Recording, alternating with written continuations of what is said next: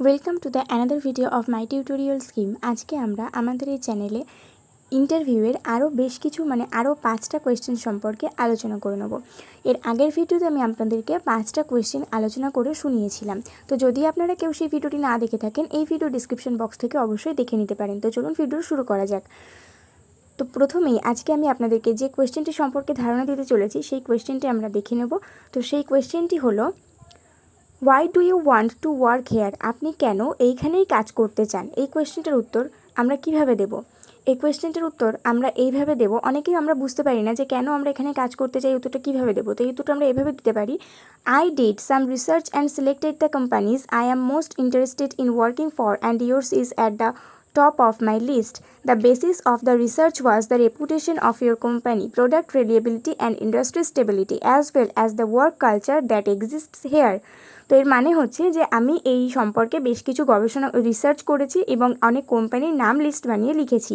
তো প্রথমেই আমার লিস্টে আপনাদের কোম্পানির নাম প্রথমেই ছিল এবং আমার গবেষণার ভিত্তিতে আমি যেটা জানতে পেরেছি যে আপনার কোম্পানির অনেক রেপুটেশন আছে, প্রোডাক্ট রিলিয়েবিলিটি আছে, ইন্ডাস্ট্রি স্টেবিলিটি আছে এবং আমার মনে হয় যে এটা অনেকটাই ঐতিহ্যবাহী একটা কোম্পানি, আর আমি এখানে কাজ করতে অনেকটা সামঞ্জস্য স্বাচ্ছন্দ্য বোধ করব। তো আমাদের সেকেন্ড কোয়েশ্চেন হচ্ছে, how much salary do you expect? অর্থাৎ আপনি কত টাকা স্যালারি পেতে পারেন বলে আশা করছেন।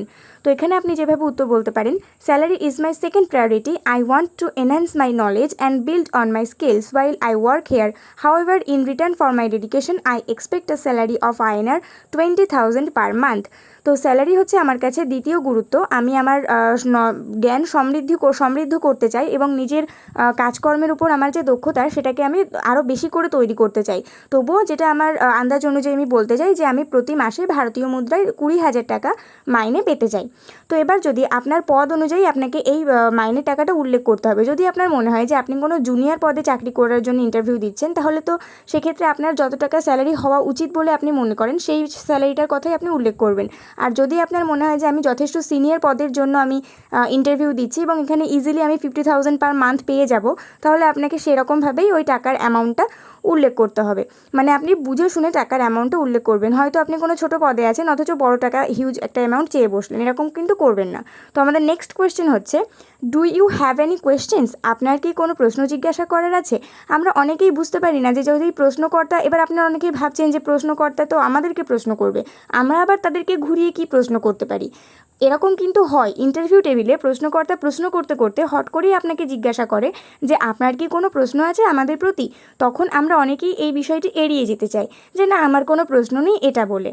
কিন্তু সেটা করলে একদমই হবে না। যখন প্রশ্নকর্তা আপনাকে প্রশ্ন করতে বলছে, তার মানে তিনি জানতে চাইছেন যে আপনি আসলে কতটা আগ্রহী, আপনার ঠিক কতটা কিউরিসিটি আছে এবং আপনি কতটা সুন্দর করে প্রশ্ন করে অন্যের কাছ থেকে বিষয় জানতে পারেন।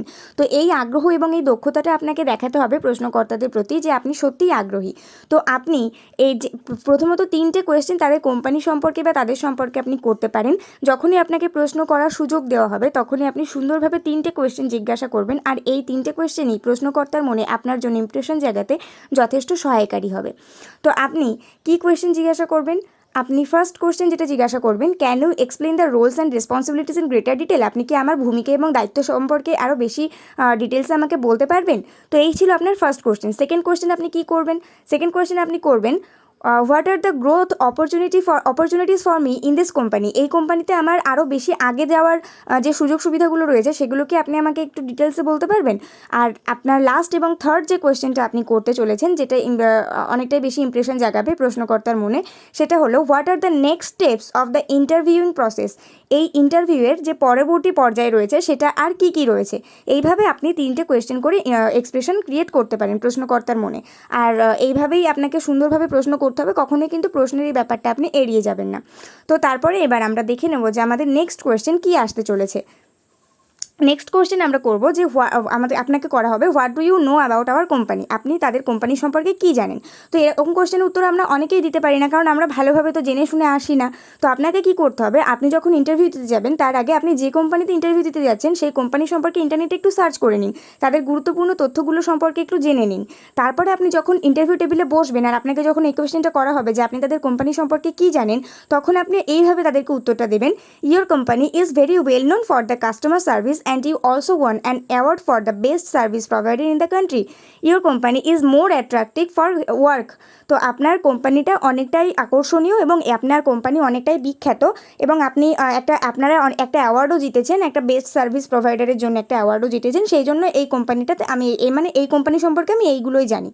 তো এইভাবে আপনি আপনার এই কোয়েশ্চেনের আনসার দিতে পারেন। তো এবার আমরা একটা কোয়েশ্চেন নয়, একটা টিপস জানবো, যেটা আমি আপনাদেরকে প্রথম ভিডিওতে বলেছিলাম যে যখন ইন্টারভিউতে আপনাকে ফার্স্ট কোয়েশ্চেন করা হবে যে tell me about yourself, তখন আপনি উত্তর দেবেন যে আমার নাম অমুক, আমি এই ধরনের কাজ করতে ভালোবাসি, ছোটোবেলা থেকে আমি এইভাবে বড় হয়েছি।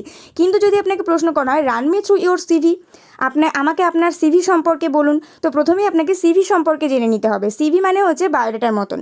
আপনাকে আপনার একটা বায়োডাটার মতন করে প্রশ্নকর্তাকে উত্তর দিতে হবে। তো প্রশ্নকর্তা এটার মানে কিন্তু সেটাই দাঁড়াচ্ছে যে আপনি নিজের সম্পর্কে আমাকে কিছু বলুন, কিন্তু প্রশ্নকর্তা চাইলেই একটু কায়দা করে আপনাকে এরকমভাবে প্রশ্ন করতেই পারেন। এই প্রশ্নের উত্তর হিসেবে আপনাকে নিজের সম্পর্কে কিছু বলতে হবে, কিন্তু এই প্রশ্নের উত্তরে নিজের নাম, শখ, পুরনো প্রতিভা এসবের পাশাপাশি আপনাকে আরও কিছু পয়েন্ট হাইলাইট করতে হবে। কীরকম? যেমন I grew up in Kolkata and I studied accounting, I also worked for an accounting firm for 8 months, I really enjoy solving numbers and maybe this is the reason why I like this job, in my spare time I like to read. তো এভাবে আপনি বলতে পারেন যে আমি কলকাতাতে বড় হয়েছি, আমি অ্যাকাউন্টিং নিয়ে পড়াশোনা করেছি, আমি অ্যাকাউন্টিং ফার্মে 8 মাস কাজও করেছি, আমি সত্যিই নাম্বার সলভ করতে অনেকটা আগ্রহী এবং হয়তো এই কারণেই আমি এই জবটাকে পছন্দ করছি, আমি আমার অবসর সময়ে বই পড়ি। এইভাবে আপনি এই কোয়েশ্চেনটাকে ব্যাখ্যা করতে পারেন। তো কথার মাঝে আপনাকে ফামলিং বা তোতলানো এড়িয়ে যেতে হবে। পরবর্তী বাক্য কী হতে চলেছে সেটা আপনাকে গ্যাপ ফিলার্স ব্যবহারের মাধ্যমে দুটো স্বল্প বিরতি দিয়ে আপনাকে আলোচনা করতে হবে। তো নেক্সট প্রশ্নগুলো আমরা আরও নেক্সট টিপস এবং প্রশ্ন আমরা পরের ভিডিওতে আলোচনা করব। ততক্ষণ পর্যন্ত সবাই এই চ্যানেলটিকে সাবস্ক্রাইব করে নিন এবং নেক্সট ভিডিওর জন্য অপেক্ষা করতে থাকুন। সবাই ভালো থাকুন, সুস্থ থাকুন আর পরের ভিডিওর জন্য অপেক্ষা করতে থাকুন।